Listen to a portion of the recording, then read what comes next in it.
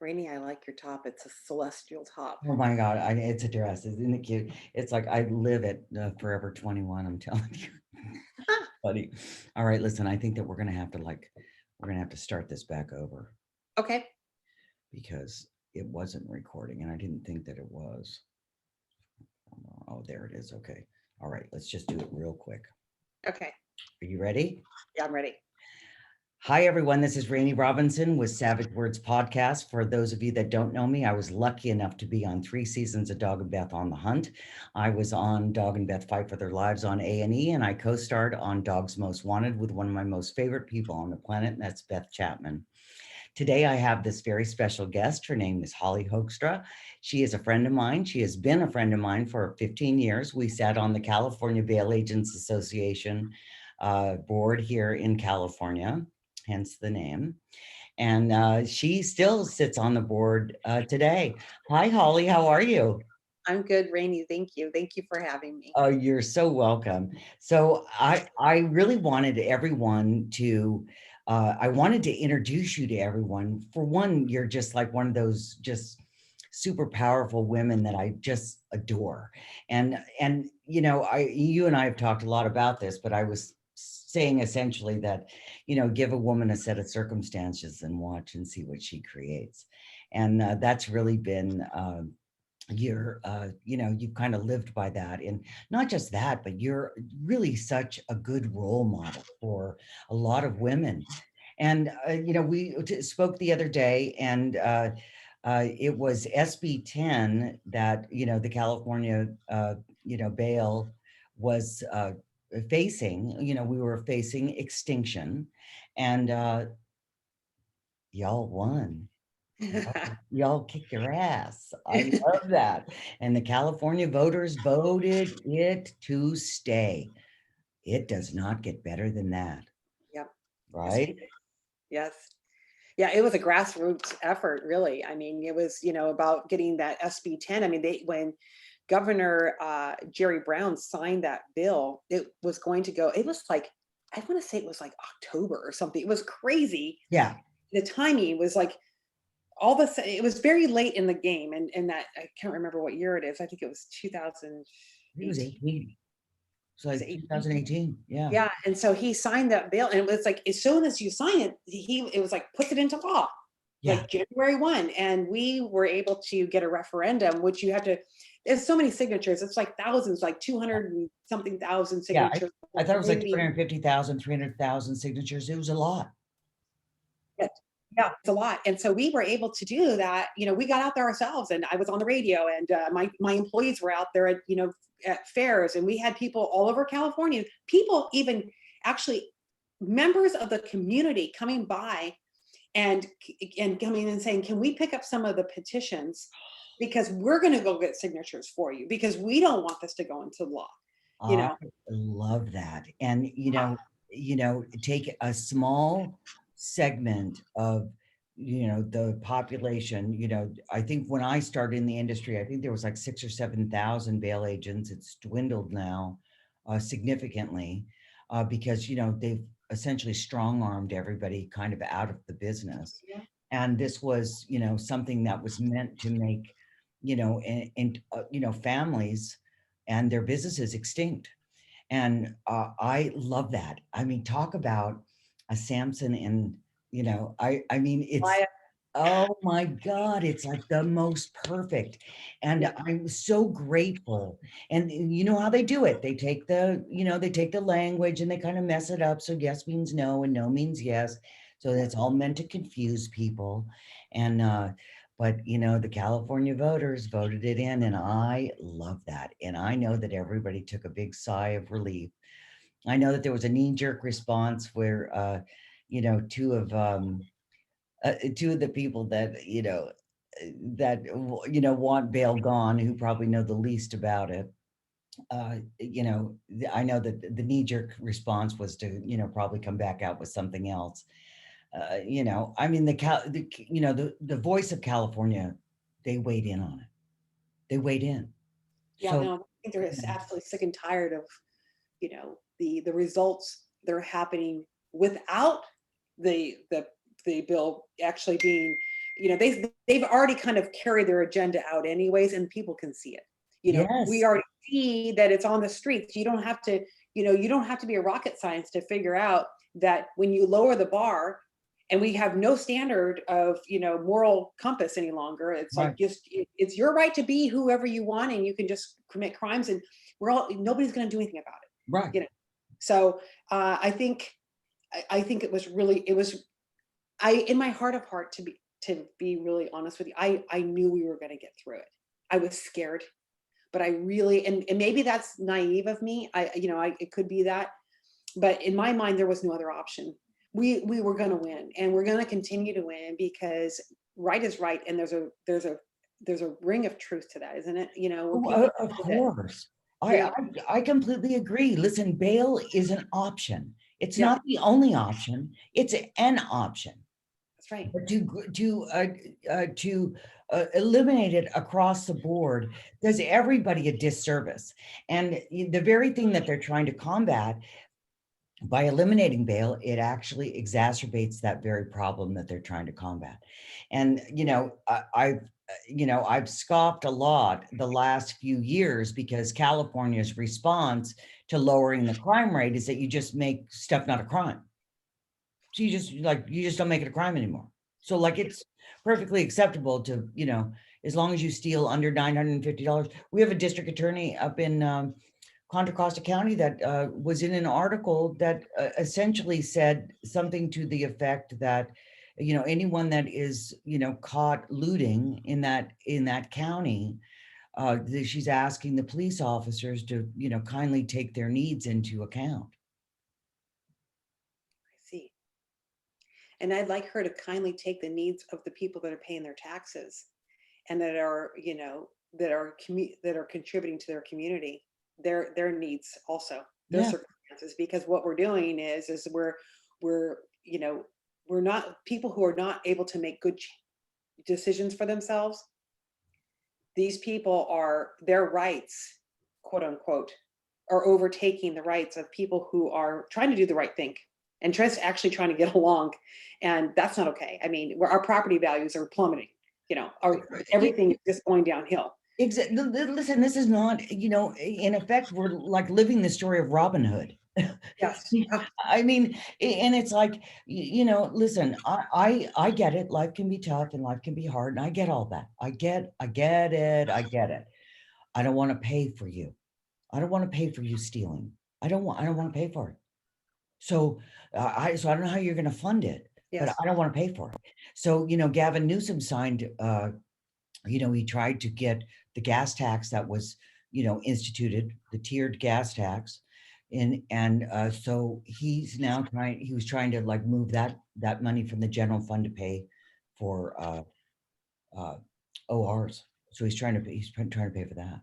I mean, I don't understand the thinking. I really, it's just really, I don't know if you were born here in California. I was born here in California. I've been in California my whole life. I think I'm not willing to give up. I just don't want to leave our state, and I feel so disappointed that we need to continue lowering the bar for these people who don't regard anybody. They don't regard their own selves, let alone anybody else. E- I live near the Exactly. Golden Gate Bridge, part because I live here part time in the city in San Francisco, and I live Yeah, near the Golden Gate Bridge. And right across the street from where I live is the parking lot to access the Golden Gate Bridge. You go across it. right. I'm not kidding you. All the time, broad daylight, broken windows. People coming from all over the world to finally see the Golden Gate Bridge and have this beautiful tourist experience, and Right. their valuables are being taken broad daylight, breaking, and because it's not a felony. It's not even, I don't even know if it's a misdemeanor, because they would break the window and then the other person would grab the things. Right. It's a cite and release. And I read that in 1 year's time there was 14,000 of them. It's 14,000 break-ins, and only like 9 of them were even prosecuted. Yeah. I mean, and it's really easy to give other people's money away. It's super easy. Like it's easy to give your next door neighbor's money away, and that's essentially what we're doing. And then Mhm. when we lose sight of, people's rights, look, what are you telling people? You're telling them that, this guy that just robbed from you is more important than you are. Yes. And so without having that, like, and I've said this for a long time, a lot of people will complain about, being charged with a crime. It takes so long to get through the court system, blah, blah, blah. And so people end up pleading. That's not, that is a personnel problem. That's a personnel problem. So we don't have enough judges in courts. So start building those. Take that Right. tax money and start building courts so people can get in and out quickly. Yes, absolutely. And there, and the thing is that there's not, I tell people, when people are in custody and they can't go, there are a lot of contributing factors. Many times it's when they say, oh, they can't afford a bail. Well, it's because, let me tell you that what happens in my experience, and I've seen it, and I'm seeing it in other counties, and I certainly see it in the counties that I do business in, where a person's been released on an OR multiple times. The little charges are, it wasn't enough to stop them. So they committed the crime. They were signed a promise to appear. They failed to appear on that. And guess what? While they were out on, that OR or whatever, that promise to appear, they committed another crime. And then they failed to appear on that. And then they da da da da. And it keeps rolling until at some point, now they've committed a crime that is, way more serious. And they've got a stack of cases. Right. And yeah, now the bail is too high because they weren't held accountable from the beginning. And it needs to be something where, because we work with people all the time. It's a matter of, when we're looking at whether a person can afford to bail, it's not just about the money factor, but it's like, who are they? Who are the people in their neighborhood? Who are the people in their family? Who are the people that are willing to stand up for this person? Yeah. So, and if we don't have that, how are we supposed to be able to get behind financially, being at risk for this person to appear, so it's there's that, and there's also not enough jail staff, and there's not enough judges, as you say.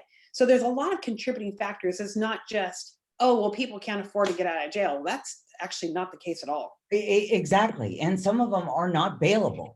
They're not everybody qualifies. And that's one of those things that everyone thinks that they automatically qualify and that they have to go through that channel. No. Like pretrial has existed. It's existed in the state of California. If pretrial won't touch you, then you got some serious issues. Then bail becomes an option. And, it's not the only option. It's an option. It's an option. And for me, if I was in custody, I want bail as an option. I want all my options. Absolutely. And I don't want someone deciding what I should have as an option. Yeah. You should have the right to choose. Correct. Okay, I have the right to choose if I'm going to go through. Do I want actually to have, an ankle monitor on? No, because that's a form of constructive custody. People forget about that. You're in custody, when you have that ankle monitor on. Right. I wouldn't want to have that. I would want to be able to call and say, if you're in the bail bond, Rainey, I don't want anybody to know my stuff. I just want to be able to call you, and I want to have the option. Well, I want to at least be able to choose. And you bring up a very valid point, because one of their bones of contention was that leaving someone in custody was akin to being convicted prior to a trial. And ankle monitoring is the same, because if you're monitoring them, yes, it's the same. It's a form of control. Yep. And those things are not cheap. Some of those are $300, $400, $500 a month. Yes. A month. Yes, exactly. So, so it was interesting. But I was so pleased that Californians could actually see through all of that BS. Well, it's interesting too, Rainey, is I was so crazy because when I read the proposition, I was confused. I was like, and I had attorneys actually call me that are attorneys I work with and say, can you tell me which way you guys need us to vote? And I was like, see, this is really the propositions. It shouldn't be this hard where you're not sure. So people need to be very clear on exactly what they're voting for. The language is confusing. And I feel like, Rainey, if it had, the language had been more clear, I think we would have even been further down the road. I think we would have won by a bigger margin. Really, because I agree. And listen, I text all the way up until the polls were closed. I mean, I had people constantly, and I said, no, you got to vote like this. thank you so much for your support. Oh, of course, of I course. mean, because I know you're, even we've had the history, but you're not currently in the bail business right now. And I just want to thank you for that, because it takes that. It takes people, you know, getting out there and having the courage Yes. to stand up for what is right, and to be able to voice your opinion. And in today's day and age, it's becoming, scary. Right. Well, To sometimes voice what you really feel and what is right, because there's such a landslide of, you know, well, we have the cancel culture. So we like to shout over people. And then then we like to call them names. And then we like to, you're a racist, you're this, you're that, and it shuts people up. And it's nothing more than a form of verbal terrorism. And, whatever look, we have a First Amendment, and the First Amendment is the right of speech. And I'm not saying to degrade people or anything like that. I'm not saying that, but we have the right to our opinion, and you have the right to not like it, but you don't have the right to call me names. And my dad used to say, you don't raise your voice and prove your argument. It's pretty simple. Don't raise your voice and prove your argument. And, but I noticed that the cancel culture is that very thing. They're fighting over stuff they don't even really fully understand. And, so they just intimidate people into shutting up. And so why would you have your opinion if you're spending all of your time combating what this person just said about you? Oh, it's so true. You know, and And it's they don't know. They don't have any idea, I no, mean, for myself, I've been in the bail business. So this year will be 29 years. wow. And after time, we know what we do. It's not just a job. It's actually a life. Right. When this business is 24/7, we are in there with our people. Our clients, when they go to jail, they're scared. Yeah. We're the light at the end of the tunnel. We're the Right. ones who are like trying to guide them through, making sure they get not just out of jail. It's not just out of jail. It is through the entire court process. Yeah, and And their families are frightened too. yep, And sometimes you can be that only voice of reason for them, because yes. trying to fight all of that stuff behind bars is far different than combating it when you're out of jail. And yes. And how many lifelong friendships have you developed over 29 years, Holly? So it's interesting. I have not developed friendships with my clients, okay? Um, because I do, I have a little bit of I have a line there with them, but I can tell you that my heart swells. It's like the most rewarding job ever to be able to, walk people through. And then there's been people that, I remember being out actually chasing a skip years ago. I don't do that anymore. I was desperate. We were trying to get this guy in custody, and he came at me, and he opened the door, and he was so angry in his face, and he had this like barbed wire tattoo around his neck. And it was in the early 90s when this happened. And I remember just being like, and I had this uh he was like a bounty hunter from the bar I had worked at, standing behind me, this big Indian guy, and he was probably 6'6". He was more scared than me. I was just like, hello, Bubba, you know, this guy is like in my face. But anyways, when I had this experience with him, and I really, really was scared of him, later on down the road, he ended up going to jail. And I worked with him, and I was able to find a way for him to get out of jail that made sense for both of us. Yeah. That was a good business decision. And it was, because I want to make sure this, when I bail somebody out of jail, we're not bailing you out and, oh, we hope you make it. We are going to make sure you get to court. And this is what I'm talking about, like in terms of a relationship. It's like sometimes you are their lifeline. Yeah. And you don't really have a dog in the fight other than the bail thing, but you don't really have a dog in the fight of their situation. And oftentimes you can be that for their family. And listen, you're reaching people at one of the lowest points in their life.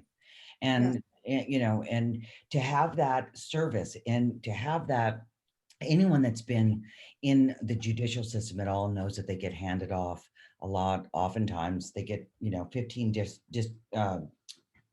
defense attorneys before they even reach their, arraignment. And, that's just because of the caseload that those people have. So oftentimes the bail agent is the voice of reason for them. And it gives them support, the support that they need that's outside their family. That's, it's almost like a neutral party. And Yes. I love that. I just, people that complain about it are usually the ones that are either in trouble a lot or they still owe their bondsman, you know, but we only really run into like 2 or 3% of the population anyway. But I'm glad it exists. I'm glad it still exists, and it will, you know, Too. voters of California said so. So, I know that, you went through a tumultuous couple of years. Wasn't it 2018 or 2019 that you lost your home? Yeah, so it was 2018, and I kind of, I actually sometimes I have a little bit of amnesia. I had to ask you, like, when did the bill get passed? Because honestly, there were so many things that happened at one Yeah, time. I kind of, like, I think I have a little bit of PTSD, you know? I'm sure you But do, Greg. I'm I sure. was right in the middle of selling a business, and then I had just I had just had breast cancer, and had just had a bilateral mastectomy, and so I was going through finishing that up, selling this business, and basically feeling like, okay, things are really starting to move forward, and I was moving like everything to really just stay in Reading full time, and my house burned down. And then it was either right before I think right after the house burned down, that's when the Governor Brown signed that bill into The exit bill, yeah. the law. And it's just so many things happening at once. It was like I felt like the sands were under my feet, were just shifting like crazy. I just couldn't get my, you know, Bearings, yeah. standing. But you just do, you know. Well, and you lost the home in the firestorm, right? Wasn't it the Yeah, firestorm? you're Yeah. right. Yeah, yeah. And that was to have that amount of stuff going on, like virtually every part of you is threatened. Your income, your health, your home, your like everything is threatened. And, there's, I have the ultimate respect for you. That's more than most people will ever see in a lifetime, let alone all sequentially, or concurrently, you know. And so from that, you ended up, staying in San Francisco, and you developed another little, like you're like me, you're like the little queen of side gigs.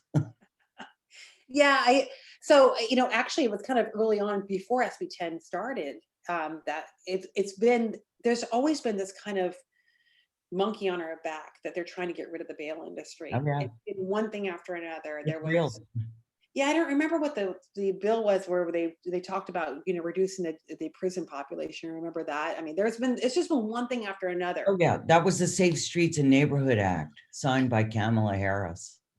Yes. So, it's been this kind of heat. All right. And so I have been always thinking about, because I am a single woman, and I have always, I always joke that I've been self-employed since I was 4, because you and I, like, that's what we do. I know. I'm like the worst employee. I just couldn't. I'm not that I'm a bad employee. I guess I've always just had that entrepreneurial spirit, is Yeah, what it is. yeah. Um, so, but yeah, it's been quite a ride, and I am very grateful to be where I'm at, for sure. And really the reason I really bring it up is that it would be very easy to like curl into a ball and just go, forget it. I can't do any of this. But that never really happened to you. And even though, bail, we've talked about bail, and you either love it or you don't. And there's really kind of no waffling about that. But the fact that you had enough foresight to not only do that, and you were very, you were like one of the larger bail agencies here in the state of California, and still are.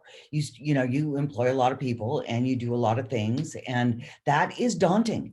That is a daunting thing, to not only be an employer in California, but to be an employer in bail in California, and then to have the health issues and then the house burned down and all that. I really just, I just admire you a lot.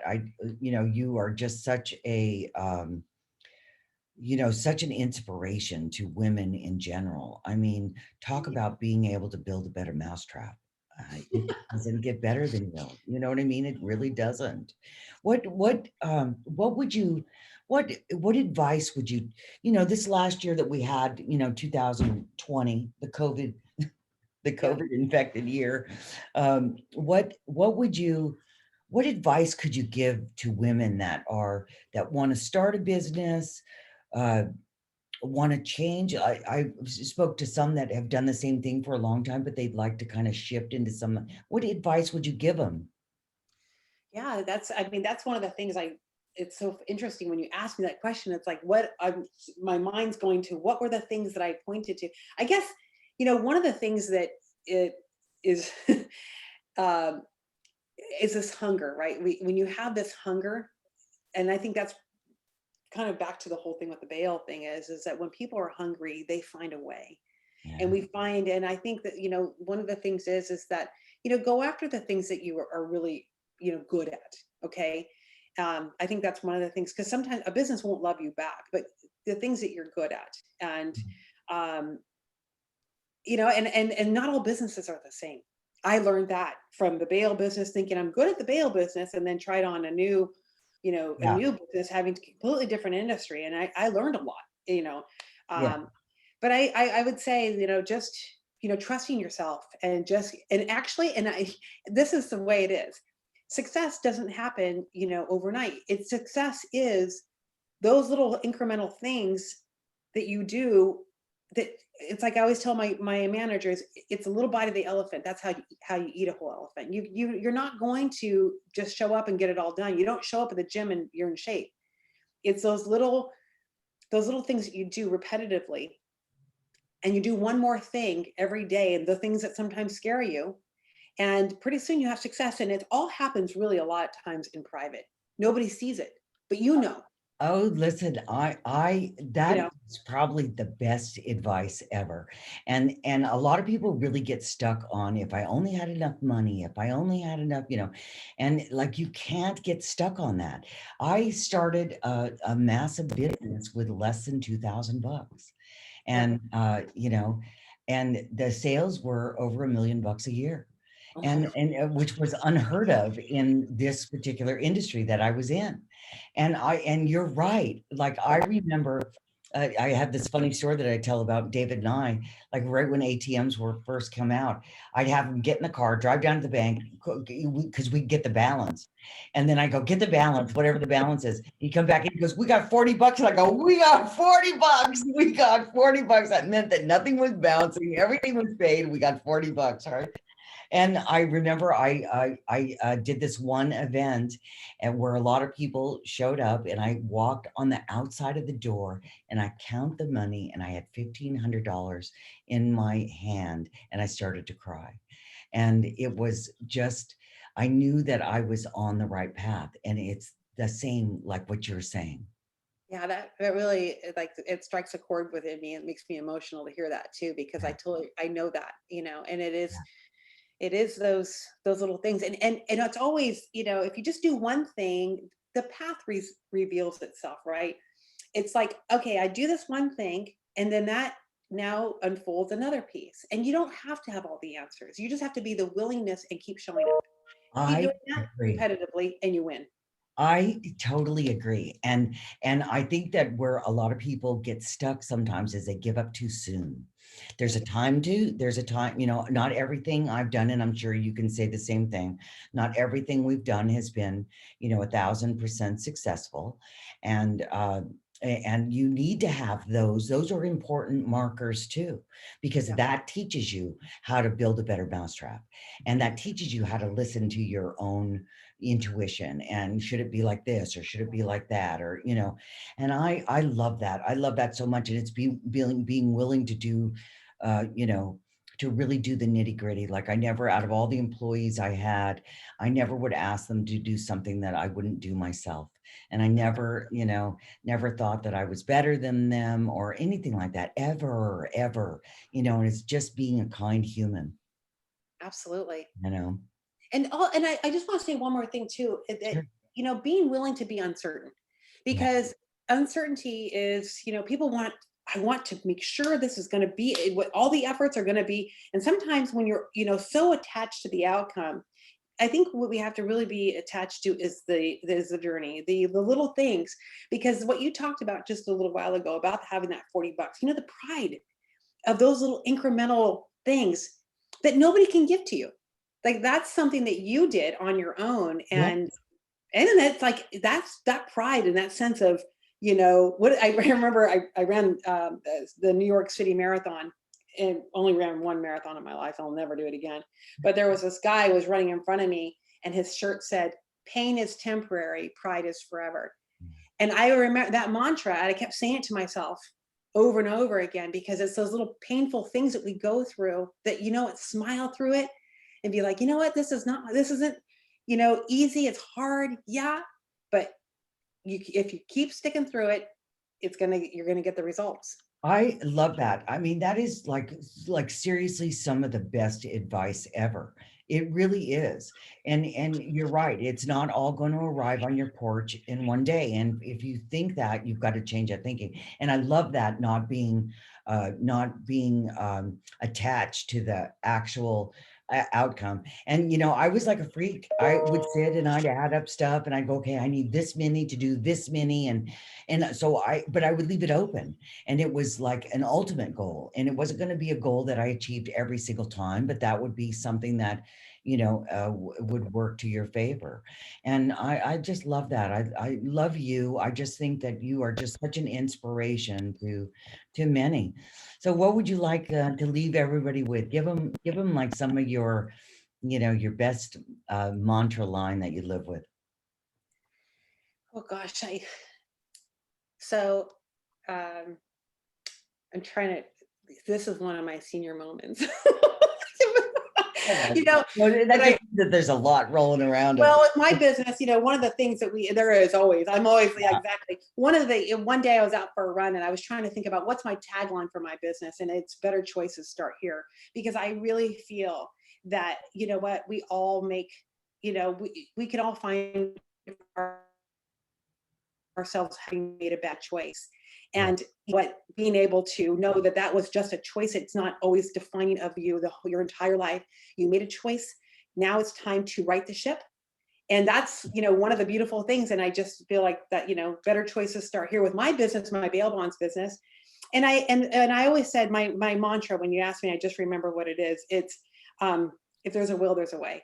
I, Because I feel like as long as you keep that fire within, there's always a way. There's always one more question you can ask. There's always one more thing, a possibility that you can go to. We have options. I love that. I love that. And a choice that ends up not being the best choice is not a death sentence. So Yeah, stop acting like it is. It's right. not. There's only one death sentence, and that's when you die, and then you can't change anything. But in the meantime, everything else usually has a solution. Totally.